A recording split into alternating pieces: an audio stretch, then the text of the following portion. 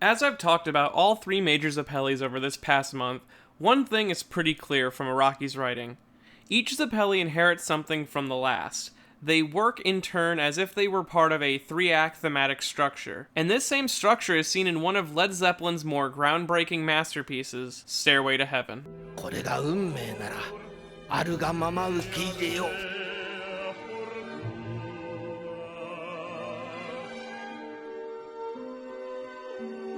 俺が最後に見せるのは代々受け継いだ未来に託すゼペリ魂だ。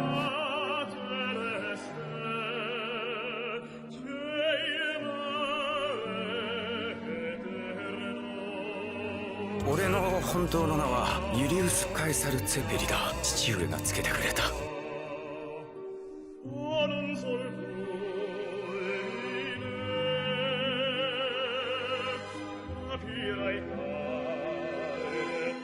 Stairway to Heaven was composed by guitarist Jimmy Page and vocalist Robert Plant, both of Led Zeppelin fame, and was released in 1971, and is referred to as one of the greatest rock songs of all time. What made Stairway so mesmerizing? Well, that was the progression of the song. You see, it's both in part due to the full collaborative effort done by Led Zeppelin on the song, but also thanks to the song's three major act structure. And while Araki may not have intended this at first when he originally wrote William, I feel by the time he got to Gyro, he was interweaving the structure of Stairway to the bloodline of the Zeppelis. You see, in the first section of Stairway, we are treated to a classical Renaissance vibe. This is all thanks to the slow, lyrical rhythm and the guitar plucking with wooden recorder mix. William, being one of the oldest major Zeppelis and a man who experiences a renaissance in his life or a rebirth in his lifetime, is a perfect fit for this part of the song. We also have the lyrics of this section talking about a person who wanders aimlessly, only to ask more and more questions about the world around them, which is much like William. As he did start as a scholar who naturally wandered and wondered about the world, we slowly see his profession become his life's mission, as William goes from wandering out of curiosity to wandering for answers. And much like the person within Stairway's opening lyrics, we see him use money not for personal gain, but to wander for answers, or in the case of the song, by a stairway to heaven. Then, finally, this section of the song is an introduction or a lead into the rest of the song, just like William was an introduction to Hamon and the Zeppeli name.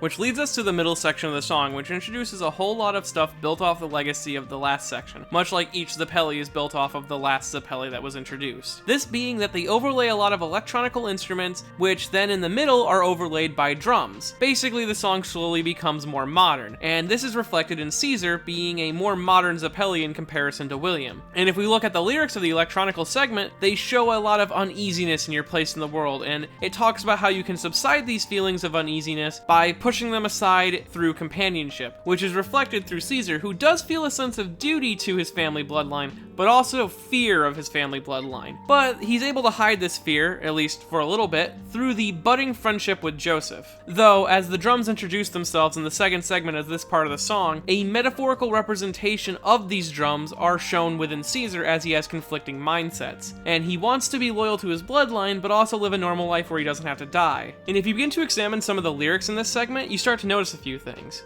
Your head is humming and it won't go. In case you didn't know, the piper calls for you to join him. The piper, which is an obvious metaphor for death in a lot of media, is, in Caesar's case, his family lineage, which is even cemented more if we read the final lyrics of this act of the song. Did you know your stairway lies on the whispering wind? Which I think speaks very clearly for itself about Caesar's fate, how he was going to die, and the very, very literal translation of some of those lyrics. Then we finally enter the final act of the song, Act 3 of Stairway, which is everything done prior but modified slightly. As we see, they replace a lot of the acoustic guitars with fully electric ones, and the tone of the song increases in speed along with the lyrics being cut shorter than the earlier acts, and everything is given an overall rock theme. And the lyrics themselves begin to remind me of the final act of Steel Ball Run, or at least the final segment of the race. As we wind on down the road, our shadows taller than our souls is an obvious reflection to, as Johnny and Gyro are approaching the end of the Steel Ball Run race, they begin to realize that what they are as people are not nearly as big as what they leave as their legacy, as like the lessons that Gyro leaves behind to Johnny are larger than Gyro was as a person. Then you have, there walks a lady we all know, who shines white light and wants to show how everything still turns to gold.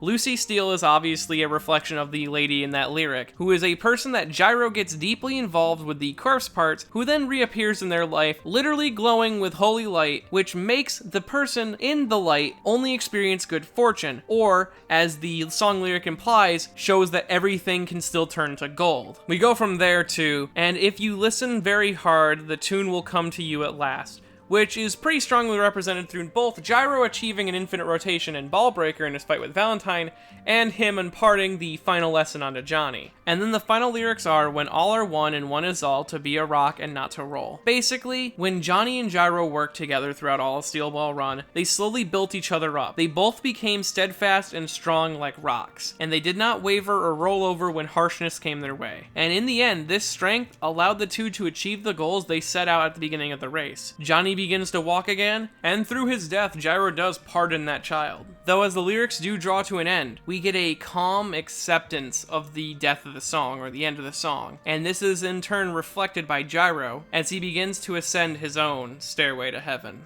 Stairway to Heaven itself isn't actually new to JoJo's Bizarre Adventure. It was the original name for Made in Heaven before Araki made the name change for unknown reasons. I feel though that the lineage of the Zeppelins might have actually been the reason itself, as he might have wanted his favorite band's trademark song to represent something beautiful in his series and not be the representation of the complete and total destruction of his life's work. And this wouldn't be an uncharacteristic emotional decision by Araki, as he has shown in the past that he is willing to change things because he gets emotional over stuff. And lastly, though that the band itself might not all agree on Stairway, one of the two writers, Jimmy Page, had this to say about Stairway. The song, Stairway, crystallized the essence of the band.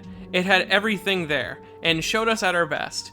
It was a milestone. Every musician wants something that has lasting quality, something which will hold up for a long time. We did that with Stairway. So, in a way, if Stairway to Heaven encapsulates Led Zeppelin, and the Zeppelins are a reflection of Led Zeppelin, then it would see fit that Araki would make sure that Stairway is in some way captured by the Zeppelins.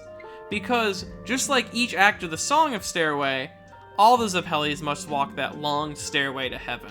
And if you enjoyed this video and want to help me make more videos like it, I have a Patreon at patreon.com/ManyNotTheBadGuy.